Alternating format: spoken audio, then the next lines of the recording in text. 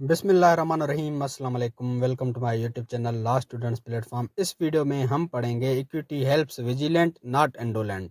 अब इस मैगज़ीन का मतलब है कि जो इक्विटी है वो चौकन्ने लोगों की मदद करती है, जो सुजाग होते हैं, अपने राइट्स पे जागे हुए होते हैं, चौकन्ने होते हैं, उनकी ही हेल्प करती है। सुस्त और काहिल लोगों की हेल्प नहीं करती, जो अनरीजनेबली डिले करते हैं। ये मैगज़ीन डिले डिफीट्स इक्विटी वाले मैगज़ीन से बहुत मिलता है। उसका भी मतलब यही है, अनरीजनेबली डिले नहीं करना चाहिए। और इसका भी मतलब यही है, जो बंदा विजिलेंट होता है, एक्टिव होता है अपने राइट्स पे, इक्विटी भी उसी की हेल्प करती है।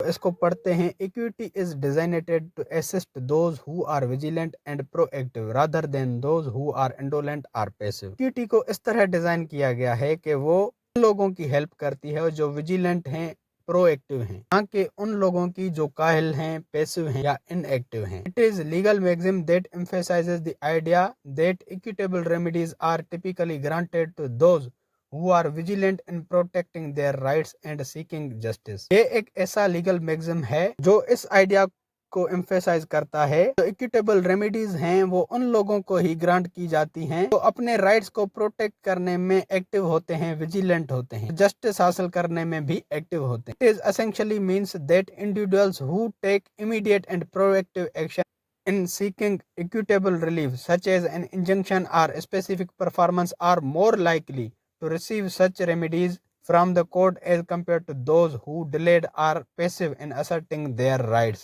इस मैगज़ीन का मतलब है कि जो इंडिविजुअल्स इमीडिएट एक्शन लेते हैं या प्रोएक्टिव एक्शन लेते हैं अपना इक्विटेबल रिलीफ हासिल करने में या जस्टिस हासिल करने में, इक्विटेबल रेमेडीज हासिल करने में, जैसे इंजंक्शन हो गई या स्पेसिफिक परफॉर्मेंस हो गई, उनके बहुत चांसेस होते हैं कि उनको इंसाफ प्रोवाइड किया जाए एज कम्पेयर टू दोज जो लोग अपने राइट्स पे सोए हुए होते हैं, इनएक्टिव होते हैं, काहिल होते हैं, सुस्त होते हैं। मिसाल के तौर पर एक बंदा ए है जो बी की जमीन पर या बी के प्लॉट पर अपनी बिल्डिंग बना रहा है। बी उसको देख रहा है, बिल्डिंग बना रहा है, लेकिन बी खामोश रहता है 5-6 महीने तक या साल तक, और जब उसकी जगह बन जाती है फिर जाके वो एक्शन लेता है।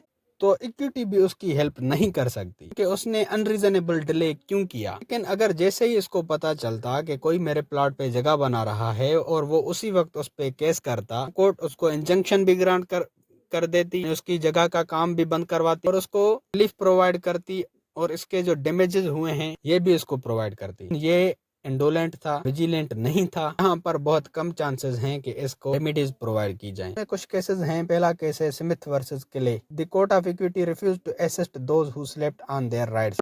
कोर्ट ऑफ इक्विटी ने उन लोगों को रेमेडीज प्रोवाइड करने से रिफ्यूज कर दिया जो लोग अपने राइट्स पे सो रहे थे या इनएक्टिव थे या इंडोलेंट थे। दूसरा केस है कोस्टेलो वर्सेस मैकडोनल्ड्स 1963। ये मैंने दूसरे वीडियो में लेक्स एंड इक्विटी वाले वीडियो में ऑलरेडी बता दिया है, लेक्स एंड लिमिटेशन वाले वीडियो में क्या हुआ था कि जो कोस्टेलो था और इसके साथ दूसरे प्लेंटिफ थे, इन्होंने मैकडोनल्ड पे केस किया, ये मैकडोनल्ड हमारी जमीन पर कंस्ट्रक्शन कर रहा है। तो कोर्ट ने जब इन्वेस्टिगेशन करवाई तो पता चला कि मैकडोनल्ड 30 साल से इस प्लॉट पे कंस्ट्रक्शन करवा रहा है और ये कोस्टेलो अब आया है 30 साल के बाद।